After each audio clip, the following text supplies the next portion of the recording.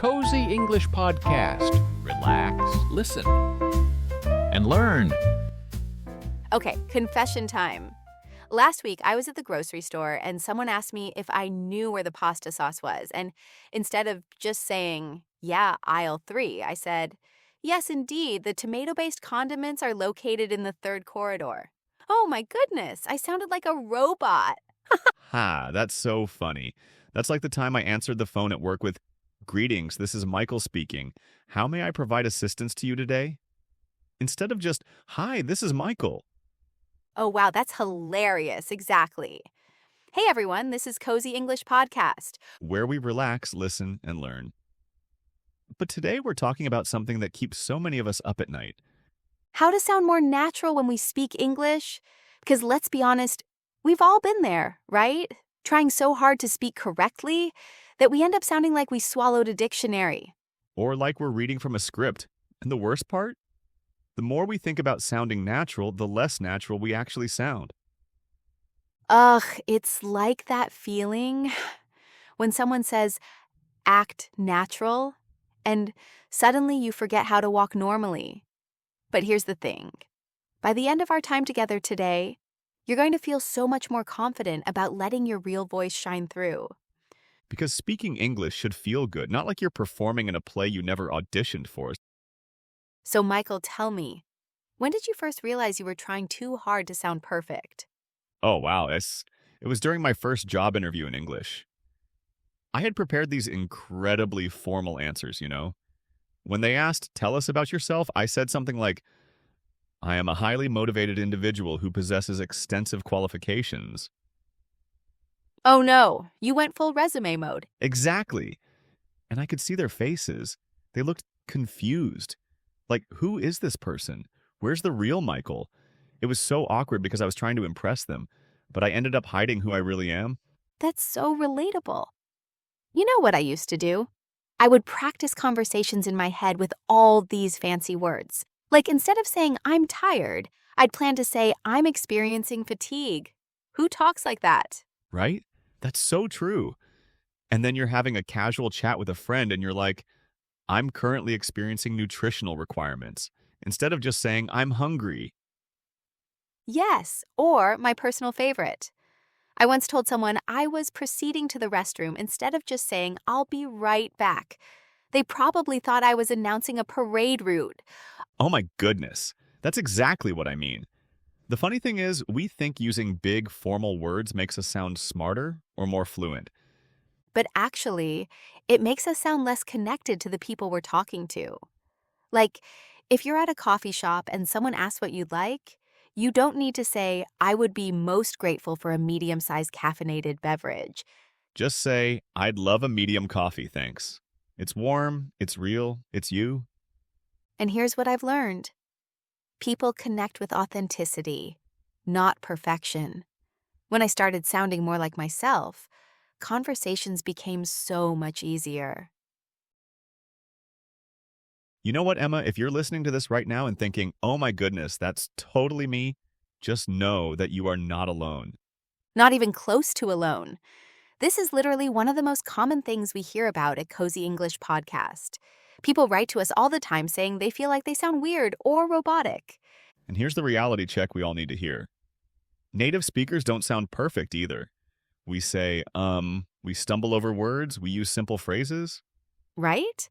I was listening to a casual conversation between two native speakers yesterday, and one of them said, yeah, that thing was, really good. Not exactly Shakespeare. Exactly. Natural speech is messy, it's relaxed, it's real. When we try to speak like we're giving a formal presentation all the time, we sound strange because that's not how normal conversations work. And here's something that might surprise you. When you sound more natural, people actually trust you more. There's something about authentic communication that puts people at ease. It's true. Think about it.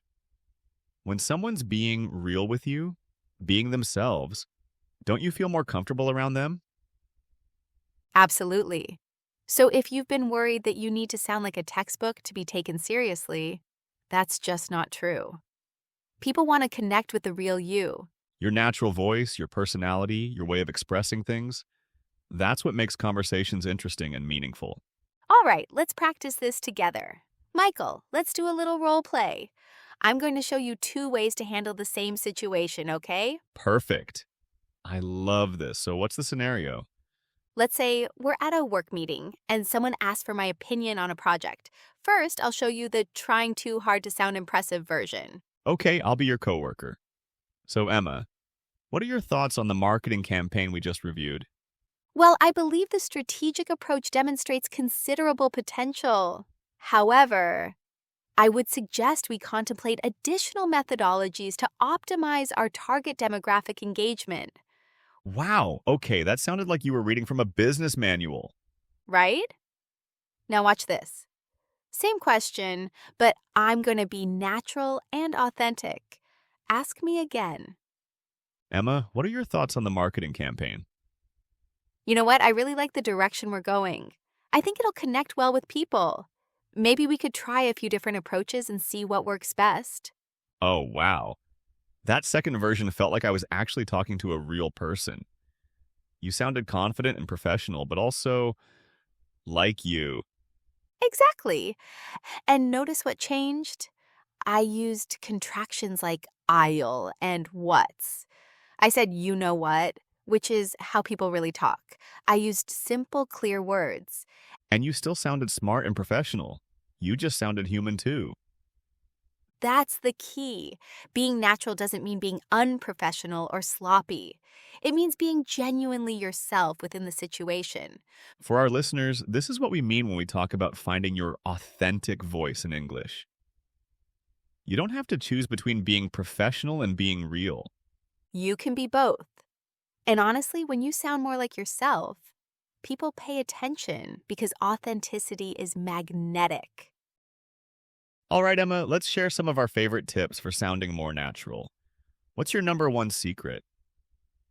Oh, this is going to sound so simple, but use contractions. Instead of I will, say I'll. Instead of do not, say don't. This one tiny change makes such a huge difference. Yeah, and here's mine. Use filler words, but use them on purpose. Words like well, you know, I mean. These aren't mistakes. They're how people actually talk. That's such a good point. I used to think filler words were bad, but they're actually conversation tools. They give you time to think, and they sound natural. Exactly, like, well, I think, or you know what I mean? These phrases help conversations flow. Here's another one. Copy the energy of the person you're talking to. If they're casual and relaxed, match that vibe. If they're more enthusiastic, bring some energy too. Oh, that's brilliant. It's like conversation dancing. You're not copying their words, you're matching their emotional tone.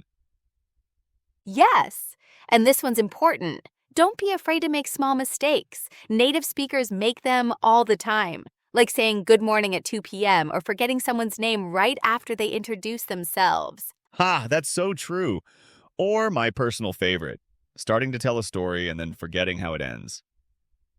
So anyway, wait, what was my point? Exactly. Those little human moments make you relatable, not less fluent. Here at Cozy English, we believe perfection is overrated, but connection is everything. And here's a practical tip. Instead of planning exactly what you're going to say, focus on how you want to make the other person feel. Welcomed? Understood? Appreciated? Oh, that's beautiful. When you focus on connection instead of perfection, your natural warmth comes through automatically. Right. Because ultimately, people remember how you made them feel, not whether you used the perfect grammar structure. Okay, let's try something a little more challenging. This time, let's practice a scenario where you might feel extra pressure to sound impressive. Ready? I'm ready. What's the situation? Let's say you're at a networking event and someone asks you to describe what you do for work. This is one of those moments where people often go into robot mode. Say, Oh, yes, the classic elevator pitch panic. Okay, I'll be the person you just met. So, Emma, tell me about your work. What do you do? Well, I create content that helps people feel more confident about learning English. I love seeing that moment when someone realizes they can actually express themselves naturally. Wow, that sounded so genuine. Tell me what made that work so well. I started with well, which bought me a second to think. I used simple words like create instead of something fancy, like develop educational materials. And I shared what I love about it, which made it personal and real. Yes, you sounded passionate without sounding rehearsed. Now let me try one. Emma, what do you think makes someone a good English learner? Ooh, good question. I think, honestly, it's just being willing to sound imperfect while you're learning. The people who make the fastest progress are the ones who jump into conversations even when they're not ready. I love how you said honestly and I think at the beginning. Those are such natural conversation starters. They really are. And notice how I didn't say in my professional opinion or based on my extensive experience. Just I think and honestly. It's conversational, but still thoughtful. This is what we mean when we talk about authentic confidence. You don't need fancy words to sound intelligent or trustworthy. Exactly. Your ideas and your genuine enthusiasm are what make you interesting to talk to, not your vocabulary level. And the beautiful thing is, when you sound more like yourself, conversations become more enjoyable for everyone involved. Emma, can I just say something to everyone listening right now? If you've made it this far in our conversation, you've already proven something important about yourself. What's that? You care enough about improving to invest time in learning. That's not something everyone does, and it shows real courage and commitment to growth. Oh, that's so true. And you know what else? Just by listening to us have this natural conversation for the past 15 minutes, your brain has been absorbing patterns of how English really sounds. Yes, you've been hearing contractions, filler words, interruptions, laughs, all the messy, beautiful parts of real communication. And I want you to know that every time you choose to sound more like yourself, instead of like a textbook, you're being brave. It takes courage to be authentic. Absolutely. Because there's always that little voice that says, what if I don't sound smart enough? Or what if I make a mistake? But here's what we've learned and what we hope you're starting to believe too. Your natural voice is enough. Your authentic self is interesting and valuable and worth listening to. The people who matter, the people who are worth talking to, they're going to appreciate your genuineness way more than perfect grammar. Plus, and this is the exciting part, the more you practice being natural, the more confident you'll feel. It builds on itself. It really does. Each conversation where you let yourself be real makes the next one easier. Michael, I feel like we could talk about this for hours, but I know our listeners have some practicing to do. Absolutely. And you know what your homework is, right? It's not to memorize new vocabulary or practice grammar rules. Nope. Your homework is to have one conversation today where you focus on being yourself instead of being perfect. Just one. Maybe it's with a coworker, a friend, or even just ordering your coffee. Practice using contractions. Maybe throw in a you know or an I mean. And remember, if it feels awkward at first, that's totally normal. Being natural is actually a skill that gets better with practice. You've got this. Your authentic voice is already there, waiting for you to let it out. Thank you so much for spending this time with us today. This is what Cozy English Podcast is all about. Supporting each other as we grow and learn together. Where we relax, listen, and learn. And today, where we remember that being real is always better than being perfect.